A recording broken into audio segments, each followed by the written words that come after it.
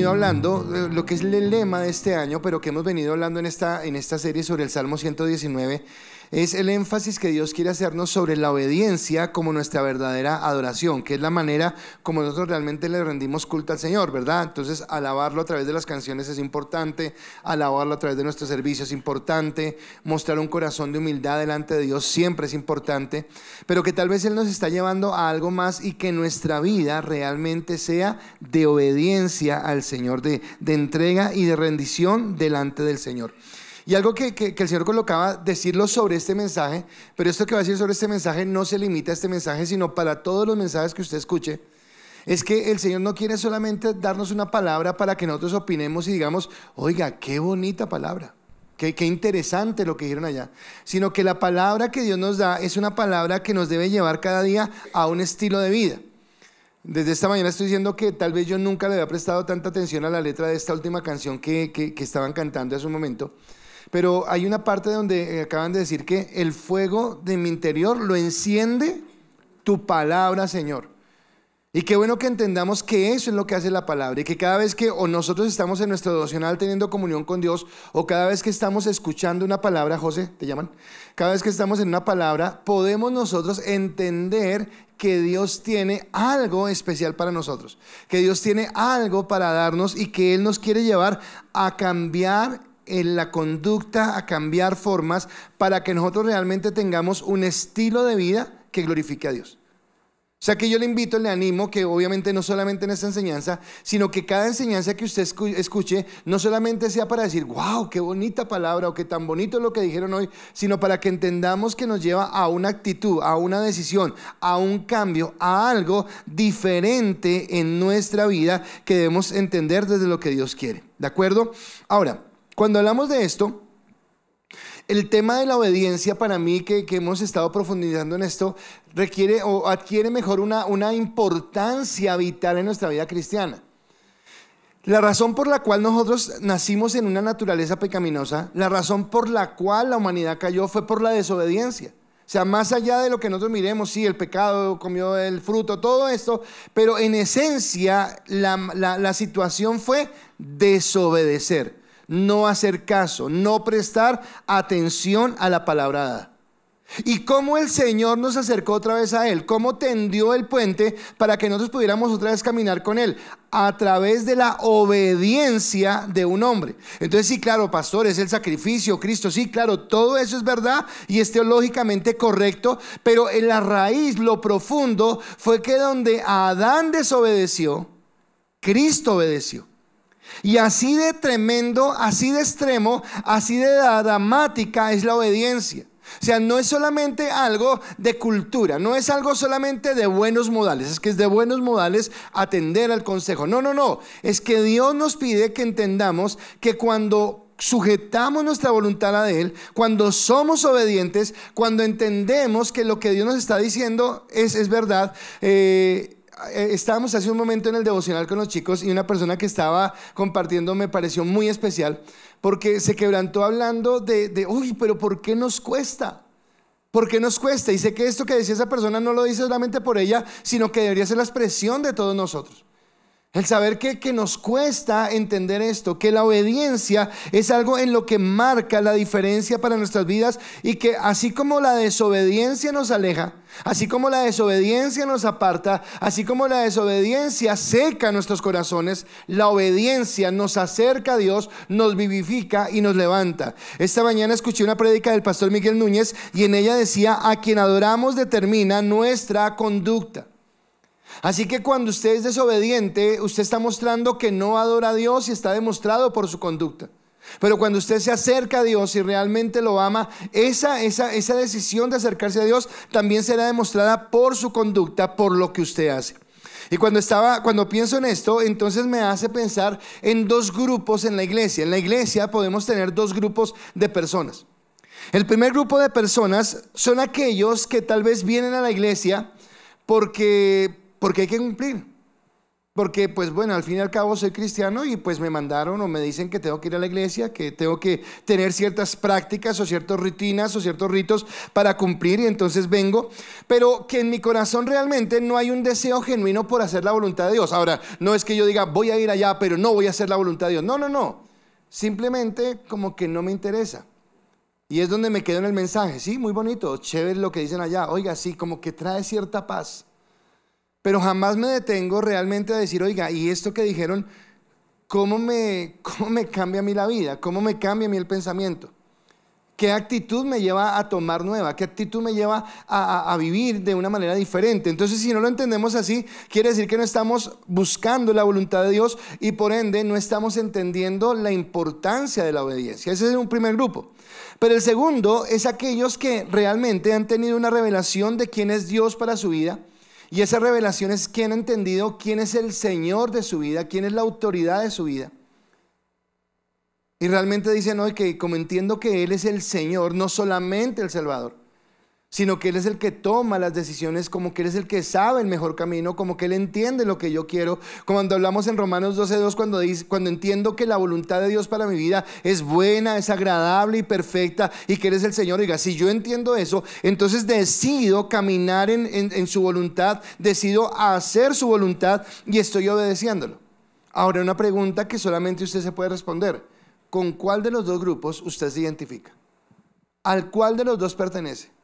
Aquellos que vienen a la iglesia solamente y escuchan un mensaje y se sienten muy contentos porque les agradó la palabra, pero esto no hace nada en su vida. O aquellos que realmente toman la palabra y dicen, ¿y esto cómo me afecta a mí personalmente? ¿Cómo cambia o cómo transforma mi vida? En el primer grupo yo no estoy diciendo que necesariamente sean personas que no sean convertidas. Yo no puedo determinar eso. Yo no puedo decirle a alguien que no quiere hacer la voluntad de Dios, no, es que usted no conoce a Dios. Yo no puedo decir eso. Pero sí hay una pregunta que me surge, hay un cuestionamiento que llega a mi corazón y es, alguna vez María Paula hace muchos años dio una enseñanza y en ella decía hacer clic. Ella decía hacer clic es como conectarse con Dios. Y entonces mi pregunta es, aquellos que vienen a la iglesia pero que no han entendido realmente lo que significa someter nuestra vida, nuestra voluntad a Dios, ¿por qué no han hecho ese clic? ¿Por qué no han entrado en ese conocimiento y en esa bendición de Dios? Pero no solamente me viene el cuestionamiento de esto, sino me viene un cuestionamiento aún mayor. ¿Cómo viven su vida cristiana? ¿A qué me refiero cómo viven su vida cristiana? ¿A quién le sirven? Porque la palabra dice que nadie le puede servir a dos señores. Porque amará a uno y odiará al otro. Y el contexto de la Biblia en el pasaje habla acerca de las riquezas. Nadie puede servir a Dios y a las riquezas. Pero creo que aunque el pasaje habla de las riquezas, se puede prestar para otras áreas donde yo diga, yo no puedo servir a Dios y querer servir a mis deseos, a mis gustos, a mis pasiones. Entonces muchas veces lo vemos porque tal vez hablando de ese primer grupo de personas, podría yo decir que son las personas que vienen a la iglesia y dicen, ¿en serio yo amo a Dios? ¿En serio? Con mi corazón y estoy dispuesto a caminar con Él porque he sentido su amor, su verdad. Bueno, no quiero obedecerlo en todas las áreas, pero en serio yo lo amo. Entonces tú miras como que, ¿eres consciente de lo que estás diciendo? Porque el amor a Dios se muestra en mi obediencia. No son solamente palabras, no son solamente buenos sentimientos, sino que muchas veces ahora se costará, o sea, causará dolor. Cuando Jesús le dijo en el Getsemaní, hágase tu voluntad, la obediencia le iba a costar dolor. La obediencia le iba a costar tristeza, la obediencia le iba a causar ansiedad, mas sin embargo para él fue más importante obedecer que seguir su sentimiento, que seguir su emoción, que preservar su vida, que guardar lo que le agradaba. Y a ese punto es al que nos lleva en el sentido de que si usted no quiere rendir su vida a la voluntad de Dios, la pregunta es, si Jesús dijo, nadie puede servir a dos señores, ¿quién es el Señor de su vida? Porque ser cristiano significa que he aceptado a Cristo como el Señor de mi vida. En el segundo grupo, ¿por qué esas personas tal vez sí están dispuestas a tomar al Señor como el Señor de su vida? Y hay algo que yo muchas veces poco hablamos, pero yo quiero tocarlo en este momento y es convencimiento de pecado. O sea, cuando yo entiendo realmente cuál era mi condición, Cuando yo entiendo realmente de dónde me sacó el Señor, a dónde me quiere llevar, qué es lo que Él ha hecho por mí, cómo ha cambiado, cómo ha transformado, cómo ha renovado mi mente, mis pensamientos, mis acciones, en ese momento es cuando con ese convencimiento en la revelación yo decido decirle a Dios, me he equivocado tanto, he cometido tantos errores, he tomado tantas malas decisiones que entiendo primero que no merecía tu perdón, que tú decidiste perdonarme, que tú decidiste amarme, que siendo yo pecador me restauraste y ahora decido colocar mi vida bajo tu voluntad. Y viviendo bajo la voluntad de Dios, entenderé que asumiré también las consecuencias de esa decisión. Y usted va a decir, ¿cómo así? ¿Cuáles consecuencias? ¿A qué consecuencias se refiere? Bueno, que cuando usted decide caminar con Dios y decide obedecer a Dios, entonces déjeme colocarle algunos escenarios. Usted va a un grupo de influencia. Y tal vez en su grupo saben que usted no es como tan comprometido, pero un día llega en su grupo y dice, oiga, Dios me habló, ha tocado mi corazón, a partir de hoy quiero caminar en la voluntad de Dios. ¿Qué le van a decir en su grupo? Wow, chévere, te apoyamos, no sé qué, listo. Ahora, haga eso mismo en su oficina, haga eso mismo en su trabajo, en la universidad. ¿Le van a decir lo mismo? Pero el tomar una decisión nos lleva a asumir las consecuencias de lo que eso implicará, pero lo entenderé porque tengo la revelación de lo que Dios ha traído a mi vida a través de su palabra. Entonces, para todos nosotros, no voy a preguntarlo porque estoy seguro que la respuesta va a ser sí, para todos nosotros es una bendición ser cristianos. Fue una gran bendición haber conocido a Cristo, fue una gran bendición caminar con Él, pero vivir para Cristo en un mundo perverso, en un mundo inmoral, en un mundo corrupto, no es sencillo. O sea, es una bendición ser cristiano, pero vivir para Cristo es otro tema. Es una bendición recibir las bendiciones, la gracia, el amor, lo bueno que Dios nos quiere dar. Vivir para Cristo es algo diferente porque ya implica que vamos a chocar con el ambiente en el que vivimos.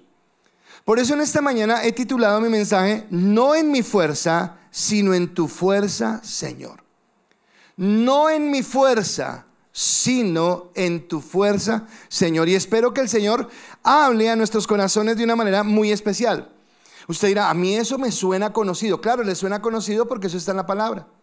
Efesios capítulo 6 versículo 10, el apóstol Pablo escribió y dijo, por lo demás, hermanos míos, fortaleceos en el Señor y en el poder de su fuerza. Ahora, si usted tiene su Biblia ahí a la mano y si usted la abre, este versículo es el primero de un segmento donde su Biblia titula, algunas Biblias lo titulan como la armadura de Dios, otros lo titulan como toda la armadura de Dios, otros como la armadura de Dios para el cristiano. Son diferentes títulos, pero habla de lo mismo, la armadura de Dios. Pero cuando habla de la armadura de Dios, lo que me está diciendo es que estamos en guerra. Uno de los peores problemas que tenemos nosotros es cuando nos dormimos, cuando olvidamos que estamos en guerra. ¿A qué me refiero? Tengo una pareja que estoy en este momento en consejería porque llegó a un momento crítico en su relación. Y ese momento crítico es que casi los lleva a separarse. Casi lleva a que cojan a sus 3 hijos y empiezan a decir, bueno, ¿quién con quién? ¿Quién con cuál? No sé qué. Y estaba fuerte. Y obviamente gracias a Dios ya vamos adelante y ya esa pareja va saliendo adelante, están muy bien. Pero hablando con ellos por separado, porque empecé la consejería a hablar con ellos individualmente, los dos concluían algo, nos dormimos. ¿Estábamos tan bien?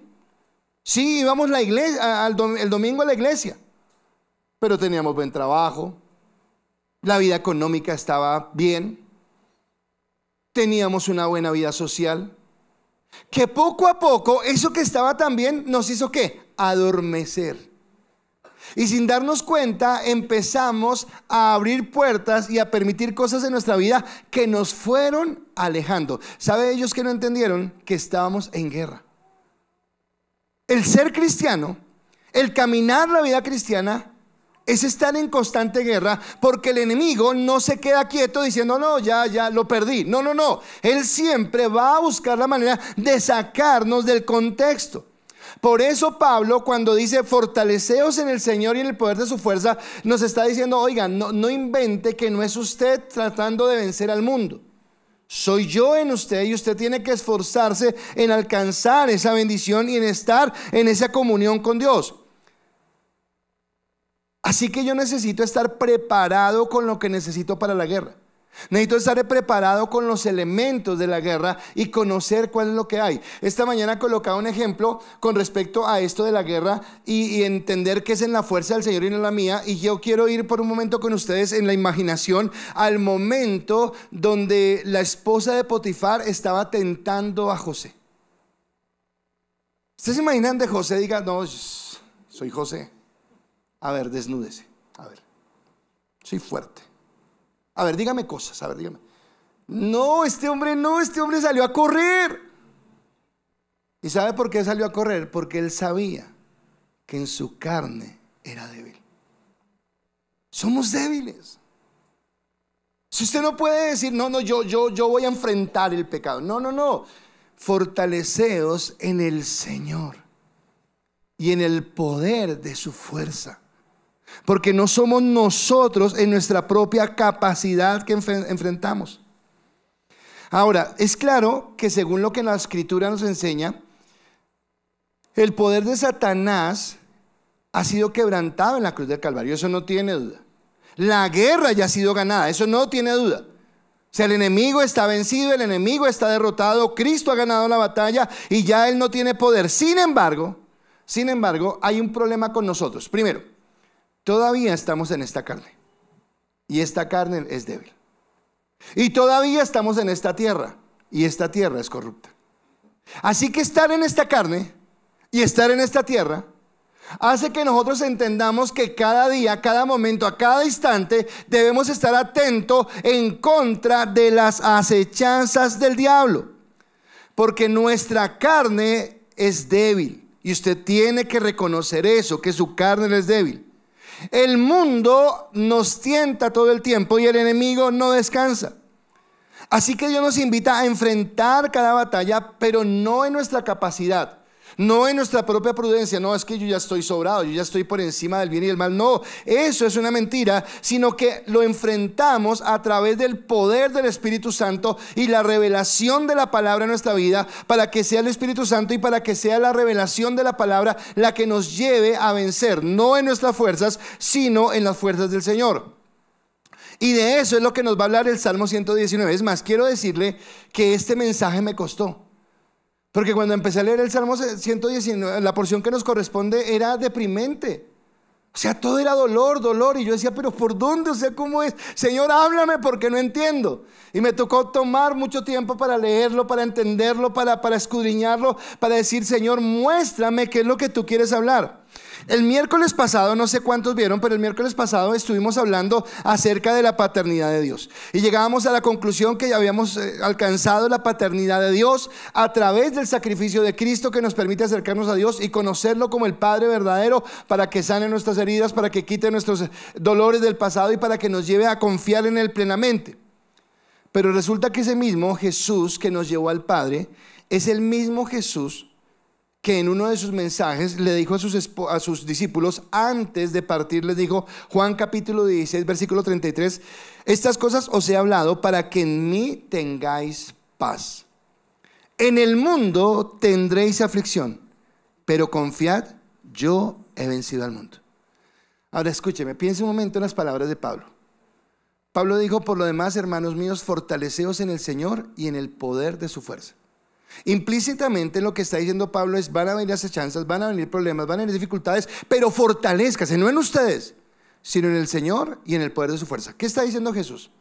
Señores, quiero decirles que en el mundo van a tener aflicción, pero ánimo, porque yo he vencido al mundo. En otras palabras, yo voy a estar con ustedes, yo les voy a dar la victoria. Entonces, no es fácil, no es fácil, pero así como no es fácil, tampoco es imposible. O sea, no es fácil, pero no es imposible, sino que podemos hacerlo cuando confiamos en la gracia, en la bendición de lo que Dios nos ha dado. Entonces todos nos gozamos y muchas veces se predica, se habla, se enseña en la iglesia acerca de las grandes bendiciones de Dios. Entonces quiero decirles, hermanos, que el Señor nos perdonó, que en su misericordia, que en su gracia, que Dios nos quiere prosperar, que Dios quiere traer sanidad, que Dios quiere bendecirnos. Y esos mensajes agradan a nuestro oído, nos agradan a nosotros, pero pocas veces se habla de cosas como, bueno, pastor, ¿y cómo lidio yo con mi naturaleza pecaminosa? ¿Cómo hago yo cuando viene la tentación? ¿Cómo lo enfrento? ¿Cómo enfrento yo una situación donde la duda viene a asaltar mi corazón, haciéndome preguntar si lo que estoy viviendo en la vida cristiana tiene sentido? ¿Alguna vez lo ha pensado? No, jamás usted ha pensado eso, jamás en la vida. ¿Cómo hago yo, pastor, cuando tal vez me pregunto si el venir a la iglesia sirve de algo?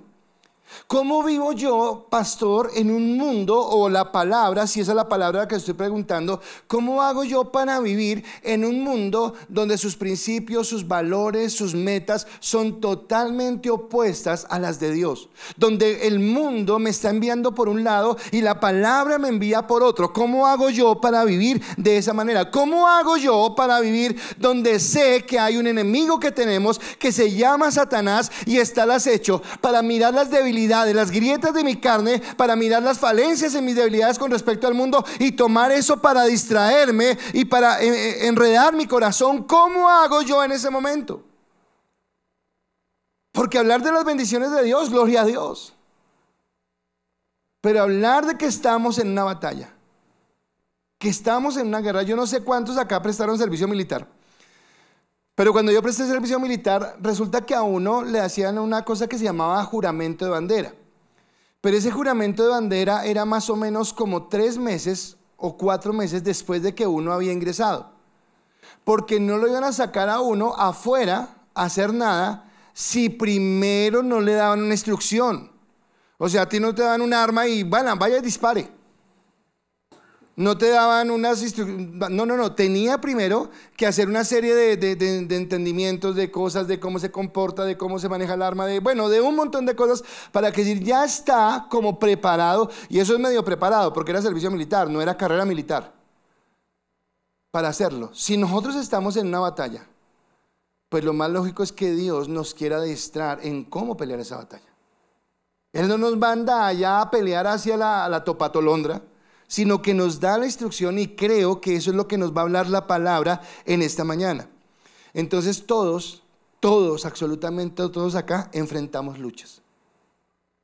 En algún momento. Todos enfrentamos dudas en algún momento. Todos enfrentamos tentaciones en algún momento. Y solo en Dios podemos salir victoriosos. Escúcheme, hay días donde usted no camina, usted levita. Hay días donde usted ama a Dios, eso no, se le atraviesa por el frente y usted le habla del amor de Dios, de la gracia de Dios, de cómo es de hermoso, de no sé qué, y usted le da gracias a Dios por todo porque vive. Pero hay otros días donde usted se pregunta, ¿y Dios sí está? ¿Y dónde está? No lo siento, no lo veo. Y nosotros tenemos una característica. Lo digo por mí, pero creo que nos pasa a todos, pero lo digo por mí, que yo he visto en mi vida la bendición de Dios en más de una ocasión, en más de una oportunidad he visto la mano de Dios actuando en bendición hacia mi vida. Pero aún así, cuando viene un problema difícil, cuando viene una circunstancia, vienen las dudas. Y esas dudas tienen que ver con nuestra naturaleza pecaminosa. Y acá es donde la palabra nos instruye y nos dice, y vuelvo a tomar la frase de la canción donde decía, porque el fuego en mi interior lo enciende tu palabra. Es tu palabra la que enciende. Así que en él podemos salir victoriosos. Así que mi primer punto, lo primero que yo tengo para esto, es entender que nosotros lidiamos con luchas internas. Y ese lidiar con luchas internas, eso es lo que yo voy a llamar la carne. Y la carne es esa naturaleza pecaminosa. Es esa naturaleza que muchas veces nos hace llevar o tener malas pasadas. porque nos desalienta, porque nos desanima, porque se distrae, porque se deja cautivar, porque se deja llevar por otras cosas.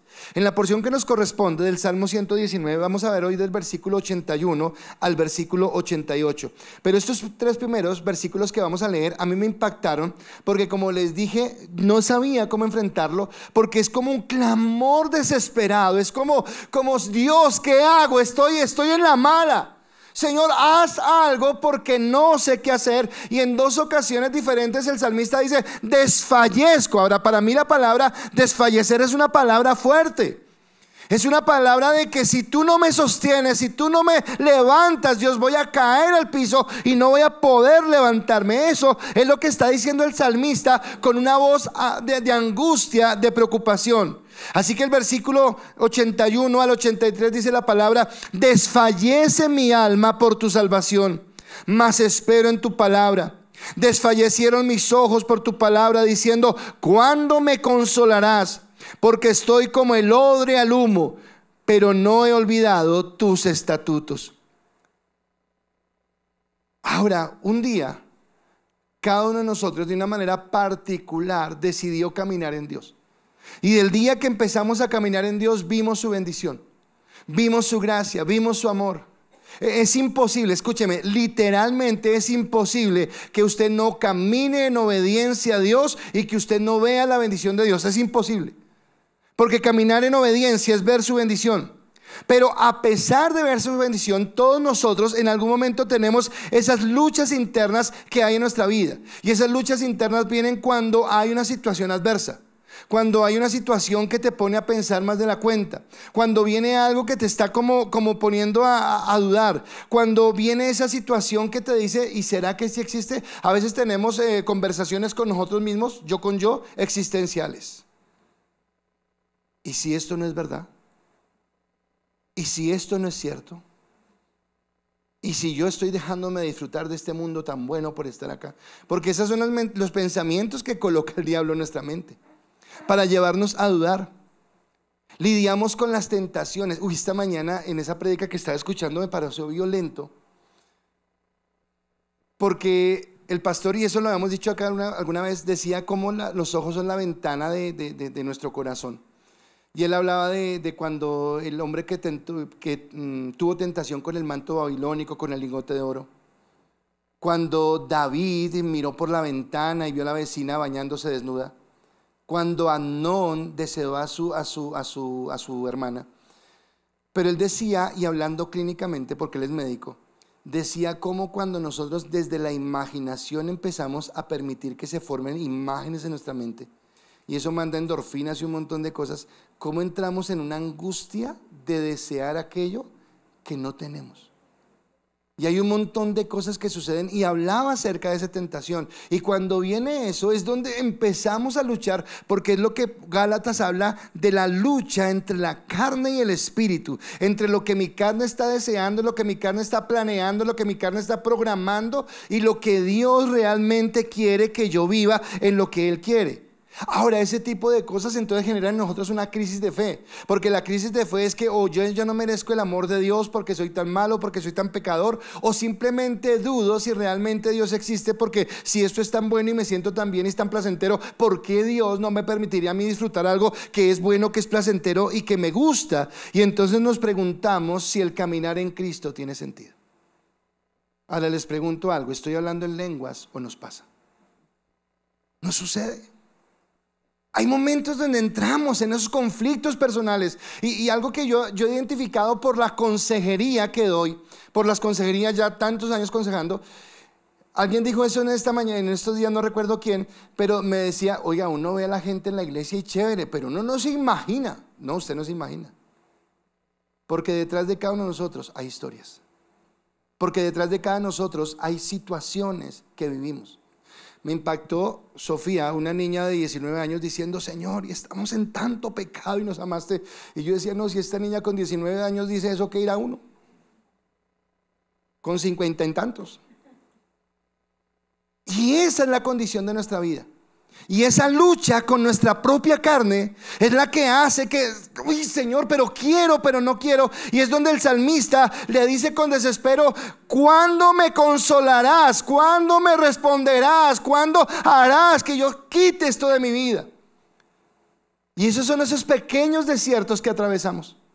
Esos pequeños desiertos que no quisiéramos atravesar, pero que nos duelen en el corazón, porque no quisiéramos faltarle a Dios, porque no quisiéramos dudar. Pero a veces nuestros sentimientos, nuestras emociones, nuestros deseos, nuestras dudas son tan grandes que empieza una batalla interna. El salmista toma una metáfora. Él habla como el odre al humo. Lo que está diciendo, bueno, tendríamos que explicarlo históricamente, de que era un odre que colocaban, donde se colocaba el vino, pero que se dejaba envejecer, no sé qué. Pero lo que él está diciendo es: así como ese odre está quebrado, está agrietado, así yo me siento afligido, me siento herido, me siento cansado. Y vuelvo y le digo, los domingos venimos, ay, ¿qué más? Y nos saludamos, nos abrazamos, pero nadie sabe qué está viviendo otras personas. Y muchas veces usted ha venido a la iglesia sintiéndose fatal. Muchas veces usted ha venido a la iglesia sintiendo que no tiene aliento. Muchas veces ha venido sintiendo que no va más. Y usted dice: Dios, pero ¿dónde estás? ¿Por qué no me respondes? ¿Cómo no puedo encontrarte? Sin embargo, lo que dice el salmista es que nuestra confianza otra vez está en la palabra, que es la palabra la que me alienta. Entonces, ¿qué hago yo en un momento de crisis? Porque yo decía esta mañana algo. Imagínese que de pronto yo entré en ese momento de crisis y a la vez vaya al mundo, no he hablado del mundo, pero vaya al mundo a buscar consejo. Entonces yo bien deprimido en mi casa, o en el trabajo, un viernes 5 de la tarde, a punto de salir de la oficina, bien aburrido en mi oficina.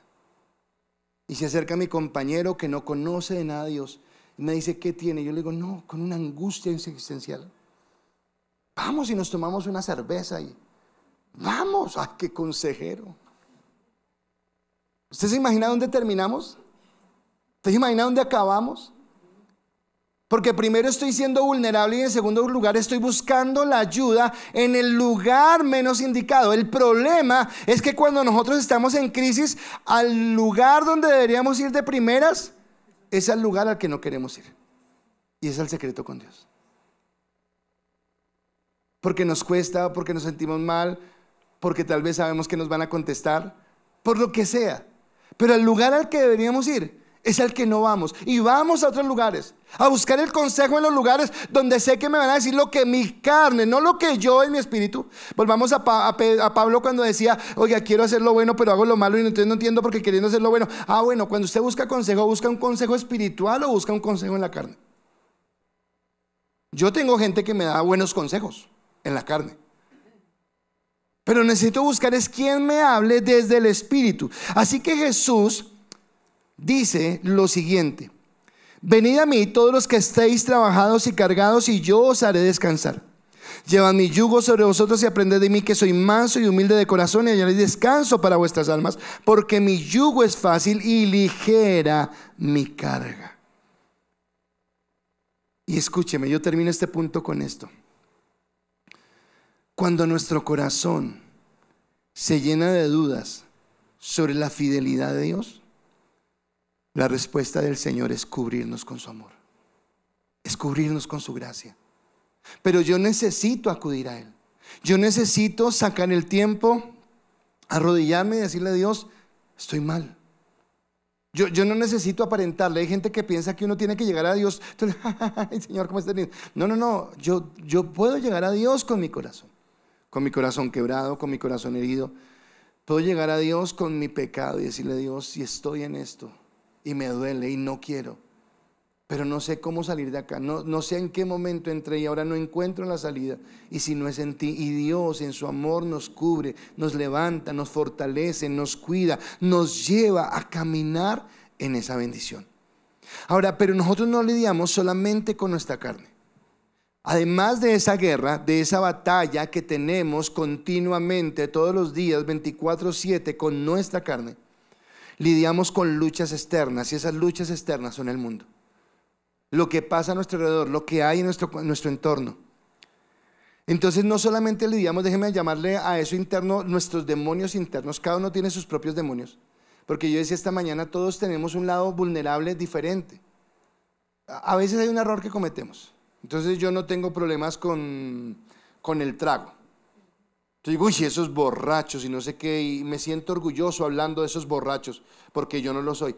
Bueno, pero no tienes esa debilidad, pero no tienes debilidades.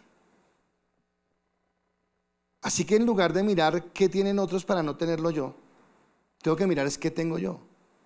¿Cuál es mi punto vulnerable? ¿Dónde soy débil para poder atenderlo y para poder ir ahí de la mano de Dios? Ahora, cuando hablo del mundo, entonces no solamente son nuestros demonios internos, sino que lidiamos con un mundo que va en dirección opuesta a Dios. Usted está en un mundo que está opuesto a Dios, que no piensa como Dios. Estaba escuchando una entrevista que me llamó la atención. No es cristiana la persona y obviamente cuando me escuche la entrevista va a saber que no es cristiana. Porque en un segmento, y o sea, me dio escalofrío y me dio, o sea, sentí lástima por la persona que estaba hablando. Porque la persona que lo entrevistó le dijo que si alguna vez había hecho terapia. Y le dijo, alguna vez mi mamá me mandó al psicólogo. Y el psicólogo empezó a decirme que Dios tenía el control y que Dios estaba ahí. Y entonces yo miré al psicólogo y le dije, no, psicólogo, usted está perdiendo, aquí haciendo perder la plata a mi mamá. Yo con Dios nada que ver, son las energías los que me sacan. Y se fue. Pero ese es el pensamiento de mucha gente, no es de esta persona nomás, es el pensamiento de mucha gente. Y ese pensamiento que va totalmente opuesto a Dios, y dice el Salmo 119, versículo 84 al 86, me acabo de ver que coloqué 118, no es 18, es 19, fue error mío de digitación. Dice, ¿cuántos son los días de tu siervo? Está hablando de cuánto me queda por vivir, como cansado esta persona. ¿Cuándo harás justicia contra los que me persiguen? Los soberbios me han cavado hoyos, mas no proceden según tu ley. Todos tus mandamientos son verdad. Sin causa me persiguen, ayúdame. Y vivimos en un mundo, y yo creo que usted lo ha experimentado, yo no sé, o bueno, sí sé, es el enemigo, pero la gente le tiene fobia al cristianismo. Mira un compañero en la oficina que le digan, no, imagínese que salí con unos ecologistas y fuimos a la caminata y por el campo y fuimos y abrazamos un árbol y la energía del árbol me llegó y todo, ¿verdad? ¿En serio? Oiga, imagínese que fui un médico, me puso boca abajo y me puso unos cuarzos y me concentró la energía, ¿no? ¿Verdad? ¿En serio? Oiga, imagínese que fui a donde tal persona y me dio tal riego para que el negocio, ¿verdad? ¿Dónde es? Oiga, imagínese que fue a una iglesia y me hablaron de pecado. Ay, se volvió loco usted. Dígame si es mentira. Todo lo que debería ser locura, el mundo lo recibe como si fuera ¡guau! ¿En serio? Y la palabra la discriminamos como si fuera algo de segunda clase, como si fuera algo para gente ignorante, como si fuera algo que no tuviera peso. Y entonces cuando usted está... Yo estoy orando mucho y estoy hablando mucho con nuestros jóvenes, porque igual por todos, porque a todos somos tentados. Pero nuestros jóvenes que están saliendo de su colegio, de allá, de estar con la mamá que los cuida, que a qué hora llegan a la casa y salen a una universidad, salen a un trabajo, donde en la universidad los amigos que hubo, que vamos a meter, que vamos a tomar, no sé qué, los del trabajo que hubo y hoy es viernes y qué vamos a hacer y no sé qué. Y estos pobres criaturas diciendo, ¿y qué hago? ¿En dónde voy? Y ahí es donde tenemos que cimentar nuestras bases. Porque el mundo va en contravía, porque el mundo le está diciendo a usted y le está diciendo a sus hijos que eso es bobada, que es tontería, que disfrute la vida, que cómo se va a perder, que escuché que algunos le dijeron no se tome la vida tan en serio. ¿Cómo que no? La vida hay que tomársela en serio. Porque el tiempo pasa y estamos hablando de una salvación. Así que el mundo en el que vivimos va a intentar hacernos caer en dudar o en claudicar. Ahora está diciendo, uy, sí, pobre mi hijo. No, a usted también. A usted también, no importa los años que tenga, el enemigo va a intentar hacernos caer. Él va a intentar hacernos dudar de nuestra fe. Él va a intentar hacernos claudicar de cuánto estamos caminando en el Señor. Ahora el asunto es que si no lo logra, entonces ese mismo que nos quiso sacar, es el mismo que nos va a criticar, es el mismo que nos va a rechazar, es el mismo que nos va a aislar y nos va a enfrentar hablándonos, no sé por qué se meten, pero diciéndonos, ¿y usted qué hace allá? Si fuéramos groseros diríamos, ¿y a usted qué le importa? Pero no somos groseros. Pero nos miran como si estuviéramos enajenados. Y no entienden que quien tiene su mente enajenada y llena de basura y de pecado son ellos, que no pueden comprender el amor de Dios. Así que el salmista, muy espiritual, dice: ¿cuándo harás juicio contra los que me persiguen? ¿Alguna vez usted ha querido tomar venganza por sus propias manos? ¿Alguna vez ha querido ahorcar a alguien? No, usted jamás. Somos cristianos, camino de santidad. Pero hay momentos donde quisiéramos desaparecer a las personas, porque son como ese puntilla ahí, como esa piedra en el zapato, su comentario, su palabra, lo que dicen. Pero yo quiero hoy que usted no olvide que el Señor usa a las personas o usa a las situaciones para moldear nuestro carácter. ¿Sabe qué hace Dios? Moldea nuestro carácter. Usted me ha escuchado este versículo muchas veces, lo va a leer una vez más, pero me voy a enfocar más en la segunda parte, que la hemos leído poco. Romanos 8, 28 y 29. Y sabemos que a los que aman a Dios, todas las cosas les ayudan a bien, estos a los que conforme a su propósito son llamados. Pero póngale cuidado al versículo 20, que es bien importante: porque a los que antes conoció, también los predestinó, para que fuesen hechos conforme a la imagen de su Hijo, para que Él sea el primogénito entre muchos hermanos. Ahora, toda esa gente que en el mundo, tu colegio, tu universidad, tu trabajo, te dice que eres un tonto, que qué haces allá, que no sé qué. Bueno, ellos no son escogidos. Y si son escogidos, no han llegado. Pero Dios te escogió a ti. Dios te apartó a ti. Tú no eres todo el mundo. Él pagó un precio en la cruz del Calvario, su sangre por nosotros. Porque si fuéramos todo el mundo, seríamos abortivos y Él no nos redarguiría con el Espíritu Santo. Pero eso que sentimos en nuestro corazón es el llamado a Dios, diciéndote aparte: eres mi hijo, eres mi hija. Todo el mundo se puede revolcar, todo el mundo lo puede hacer, pero no tú. No tú, porque yo te he apartado. Y si permito que vengan estas situaciones, es porque quiero formar tu vida, porque te he apartado. Ahora déjenme decir algo que parece tan sencillo, que lo hemos escuchado muchas veces, pero que no le damos la profundidad. ¿A qué me refiero? Dios lo que hace a través de las pruebas es forjar el carácter de Cristo en nuestra vida. ¿Estamos de acuerdo? Listo, Dios lo que hace es forjar el carácter de Cristo en nuestras vidas. Pero ahora escúcheme, eso no es sencillo. Ahora piense qué significa formar el carácter de Dios en su vida. Y es una tarea titánica, porque es romper de nuestra vida esquemas, pensamientos, hábitos en sí, la naturaleza pecaminosa que nos aparta de Dios, para que ahora tú y yo, cada uno individualmente, seamos conforme a Cristo. Dice en Efesios, cuando habla de los ministerios, dice que los ministerios fueron instituidos para que, a fin de que todo hombre sea enteramente preparado. Bueno, eso es en Timoteo, estoy confundiendo los dos. Enteramente preparado para toda buena obra, y que nosotros seamos hechos a imagen de Cristo. Ahora, dime por un momento, ¿cuánto te falta para ser como Cristo? Y lo que Dios quiere es hacerte semejante a Cristo. Y cuando te va a hacer semejante a Cristo, vas a tener que sufrir, porque Él va a cambiar conductas, va a cambiar pensamientos, va a cambiar amistades, va a cambiar formas de pensar, va a cambiar formas de hablar, va a cambiar cosas en tu vida. Nosotros, espero que usted sea lo suficiente maduro para entender esto que le voy a decir. Pero cuando nosotros cuando llegamos a la iglesia, pensábamos que nuestro pecado, es que yo me emborrachaba, es que yo hacía mentiras, es que yo decía groserías. Ya no digo mentiras, ya no digo groserías, ya no tomo, ya soy santo. No, porque eso son acciones que van como derivadas del pecado que hay en mí. Pero el pecado está arraizado en el corazón, y lo que Dios hace es arrancar esa raíz de pecado a través del nuevo nacimiento, para formarme en lo que Dios quiere. Así que las pruebas que vivo, las luchas que vivo, la confrontación con el mundo, por eso dije las consecuencias de ser obediente.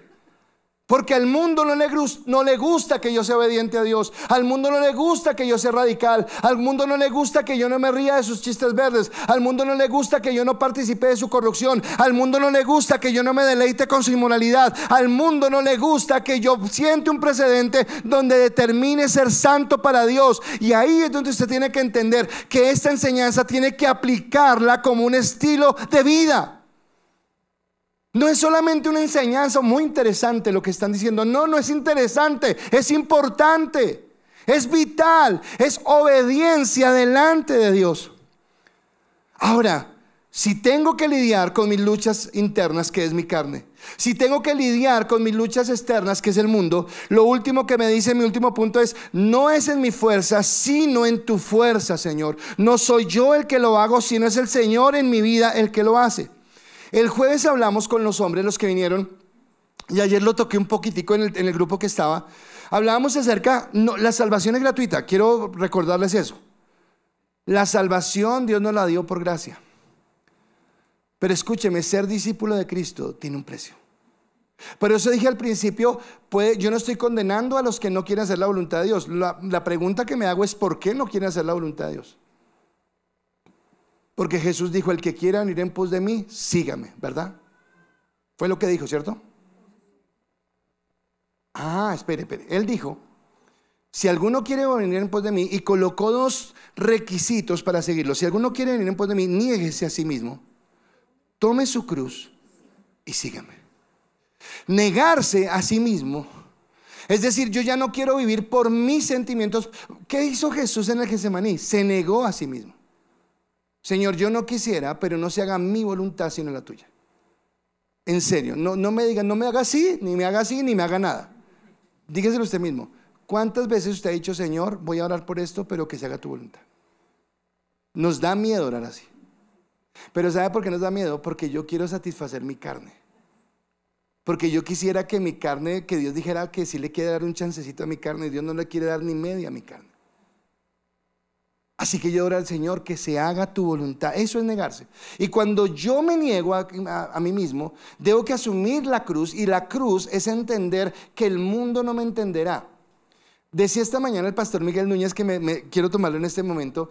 Él decía que porque todo el mundo vea bien algo, no quiere decir que esté correcto. Y porque una sola persona haga algo, no quiere decir que esté mal. Porque de pronto no son muchos los que quieren obedecer a Dios. En Babilonia, ¿cuántos jóvenes eran los que servían a Dios? 4. Daniel y sus amigos. El resto, ¿y quiénes eran los locos? ¿Quiénes eran los tontos que no comían de la comida del rey? ¿Quiénes eran aquellos que no tomaban de su vino? Pero ¿quiénes al final vieron la bendición de Dios? Porque es lo que nos habla la palabra. Así que me dice que no es en mi fuerza, sino es en la fuerza de Dios.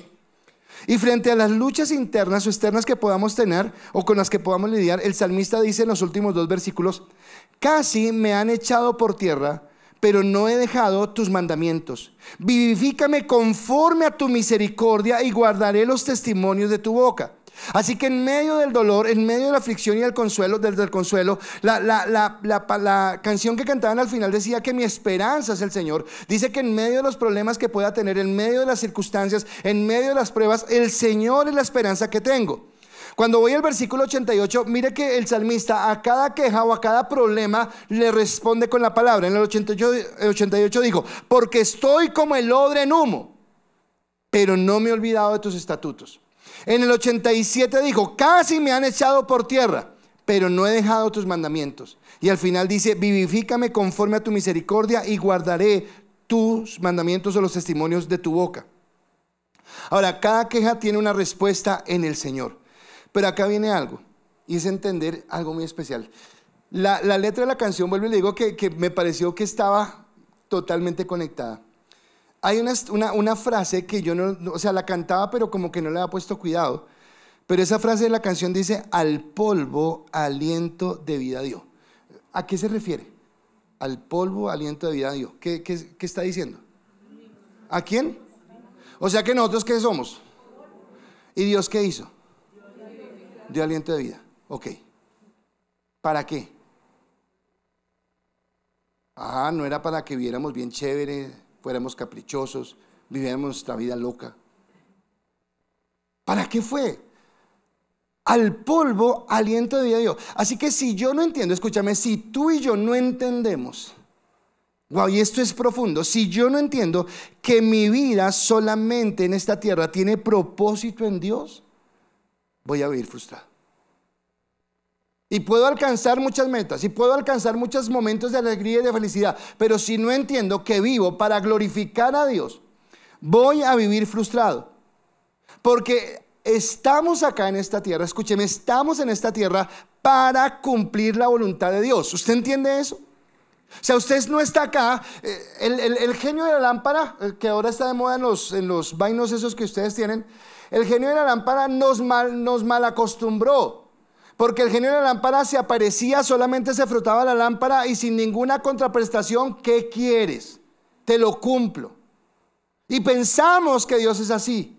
Y no es de esa manera, porque no se trata de mí, porque yo soy el polvo de la tierra, porque yo tengo vida, porque alguien me dio vida, y ese que me dio vida me la dio con un propósito. Y si te escogió desde antes de la fundación del mundo, tiene un propósito. Así que estoy para glorificarlo a Él, y para que lo pueda lograr necesito ser vivificado por Él. O sea, que Él sople una vez más aliento de vida, pero ahora desde el Espíritu Santo, para darme el nuevo nacimiento.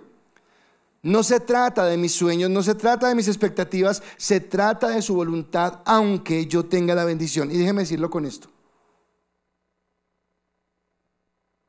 Dios llamó a Abraham su amigo. ¿Cuántos quisiéramos acá que Dios nos dijera, eres mi amigo? ¿Cuántos quisiéramos? Pero Dios le dijo a Abraham, deja tu tierra, deja tu parentela, deja la casa de tu padre. Dice la palabra que Moisés llegó a ser el hombre más manso sobre la tierra. Aquellos que luchamos con la impaciencia o en el mal carácter, ¿cuántos quisiéramos, Señor, danos esa mansedumbre de Moisés? Bueno, Dios lo procesó 40 años en un desierto. David, dice la palabra, que era un hombre con un corazón conforme al corazón de Dios. ¿Cuántos queremos tener un corazón conforme al corazón de Dios? Pero David tuvo que vivir la persecución de un rey que lo quería matar y que le tenía celos. Pedro fue el líder de los apóstoles. Pero ¿recuerdan que él tuvo que ser procesado? Porque era imprudente, porque hablaba cuando no tenía que hablar, porque nunca te negaré, porque nunca no sé qué, porque yo silbaré. Y Dios tenía que callarlo, tenía que reprenderlo, tenía que formarlo. Bueno, este Pedro es que al final de su ministerio, cuando va a ser crucificado, Pedro no dice, no, eso me pasó por servir a Dios, ve ahora yo para... No. ¿Sabe qué dijo? Dice la historia, esto no dice la Biblia, la historia es la que lo cuenta, que Pedro no se sintió digno de morir como su Señor. Y pidió que lo crucificaran con la cabeza hacia abajo, porque entendió quién era Dios después del proceso. ¿Cuántos nos miramos al gran apóstol Pablo? Y es tremendo ver a Pablo. Pero Pablo tuvo que saber cuánto debía sufrir por amor de su nombre. Y cada uno de ellos entendió que no eran sus fuerzas. Moisés, ¿qué dijo? Me sostengo como viendo al invisible. Así que Dios nos llama a entender esto, independientemente de la situación que estés viviendo, independientemente del momento que estás viviendo. Pablo nos dice lo siguiente, Filipenses capítulo 3, versículo 12 al 16, dice: no que lo haya alcanzado ya, ni que ya sea perfecto, sino que prosigo por ver si logro asir aquello para lo cual fui también nacido en Cristo Jesús. Hermanos, yo mismo no pretendo haberlo ya alcanzado, pero una cosa hago, olvidando ciertamente lo que queda atrás y extendiéndome a lo que está delante, prosigo a la meta del premio del supremo llamamiento de Dios en Cristo Jesús. Así que todos los que somos perfectos, esto mismo sintamos, y si otra cosa sentís, esto también os lo revelará Dios. pero en aquello que os hemos llegado, sigamos una misma regla, sintamos una misma cosa. Si alguien me llama Víctor, porfa. Y estamos en esa parte donde estamos nosotros siendo procesados. Dios nos está formando. Dios nos está llevando en lo que Él quiere. Así que Cristo, este segundo Adán, escúcheme, en la humanidad, porque Cristo es Dios, pero Jesús en su humanidad, Filipenses dijo que tuvo que ser perfeccionado en obediencia. Pregunto, si Cristo, Jesús, que es Dios, tiene que ser perfeccionado en obediencia, ¿qué diremos nosotros? ¿Qué diré yo de mi perfección en la obediencia? Pero este Cristo, cuando es perfeccionado en obediencia, es llegado a convertirse en la puerta que me lleva al Padre. Y entonces yo puedo entender algo que todos vivimos, y voy a parafrasear algo que dice Pablo, pero dice que nuestra morada está segura en Dios, que tenemos un lugar seguro en el Señor. Y aunque nosotros pasamos tribulaciones, aunque sí hay momentos duros, aunque hay momentos donde sentimos que nada tiene sentido y que no vamos para ningún lado, Pablo dice que esta tribulación momentánea que en ocasiones experimentamos produce en nosotros un cada vez más eterno peso de gloria en el Señor. Así que Él entiende que no es por la fuerza que nosotros tengamos, no es por la capacidad, no es porque seamos superhombres, sino porque hemos entendido cómo rendir nuestra vida delante de Dios, para que Él forme el carácter de Cristo en nuestra vida. Y ya acabamos de decir que formar el carácter de Cristo en nuestra vida no es para nada sencillo, porque Él tiene que moldear nuestro pensamiento, nuestros sentimientos, nuestras emociones, lo que somos, para rendir todo esto que acabo de decir a la perfecta voluntad de Dios, llevando todo pensamiento cautivo a la obediencia a Cristo, dice la palabra, para que al fin nosotros tengamos, y me encanta lo que habla Hebreos sobre los héroes de la fe, porque dice al final: conforme a la fe murieron todos estos sin haber recibido lo prometido, sino mirándolo de lejos y creyendo y saludándolo y confesando que eran extranjeros y peregrinos sobre la tierra. Porque los que esto dicen claramente dan a entender que buscaban una patria, pues si hubiesen estado pensando en aquella de donde salieron, ciertamente tenían tiempo de volver, pero anhelaban una mejor, esto es celestial, por lo cual Dios no se avergüenza de llamarse el Dios de ellos, porque les ha preparado una ciudad. Sé que acá tengo en el auditorio hermanos venezolanos, y qué bueno que los hermanos venezolanos hayan encontrado en la iglesia un lugar de amor y una familia. Pero si yo le preguntara a los venezolanos que están acá si todos los colombianos se han portado bien con ellos, seguramente me dirían que no. Porque hay muchos que les han hecho sentir feo, porque no se van para su tierra. ¿Qué hacen acá? No se incomodan. ¿Sabe qué dice el texto? Que nosotros en esta tierra somos peregrinos, somos extranjeros. Por eso el mundo no nos entiende, por eso nos mira feo, porque Dios renovó nuestra mente, porque Dios renovó nuestro corazón. Y yo quiero decirle que hay algo mucho más grande. O sea, Dios puede tener muchas bendiciones acá. Y vuelvo y le digo, en la obediencia Dios nos va a llevar de bendición en bendición. Pero escúcheme, cualquiera que sea su sueño en esta tierra, una casa, un mejor trabajo, un bonito matrimonio, un hijo profesional, lo que usted sea, nada se compara a lo que tenemos en la eternidad. El pastor Miguel, cuando decía de lo de cómo químicamente empezamos a tener imágenes y empezamos a tener deseos que nos llevaban al pecado, él decía algo así como que nos anulaban de tal forma que nos hacían olvidar las consecuencias del pecado, las consecuencias de apartarnos de Dios. Que a veces es tan grande la fascinación que tenemos que nos hacen pensar que estar apartados de Dios bien vale el precio. Pero jamás, nada valdrá el precio de estar alejados de Dios. Porque lo único real lo único 100% fiel y lo único verdadero que cada uno de nosotros tenemos en este lugar es Cristo, y solo en Él está la llenura de nuestra vida.